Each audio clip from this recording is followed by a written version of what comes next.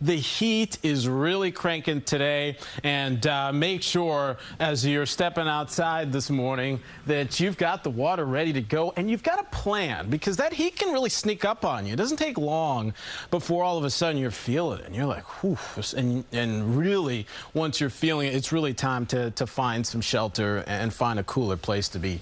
By the way, you step outside this morning, you're greeted by an already sultry, tropical air mass. The air is thick. The problem is it's 82. There's no breeze. That 82 feels like about 88 degrees. We're certainly not alone in this heat. I mean, D.C. today will see 100 degrees. I mean, the heat extends all the way to Boston, all the way back to Chicago, Memphis in the south, too. So, I mean, this heat dome is going to be one that we'll really feel. I know it's just a couple of days in the summer, but it's a fast start. Numbers are clocking 90 degrees probably before lunchtime. We'll spend all afternoon in the 90s. So it's the culmination of hours and hours and hours of this excessive heat that really can become a problem and wear on you.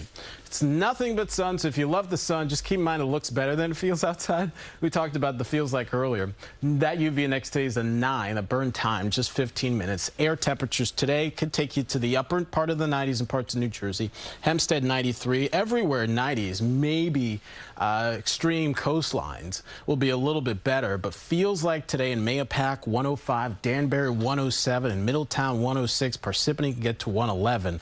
And notice the feels like tomorrow very similar. Why? Well, the humidity actually comes down tomorrow, even though it's hotter tomorrow. A couple of heat safety reminders that you already know: avoid strenuous activities during the heat of the day, light colors, loose-fitting attire, a lot of fluids. Watch for the symptoms of heat exhaustion. Listen to your body, and don't leave pets, kids, anybody in the car. Look before you lock is always a good reminder.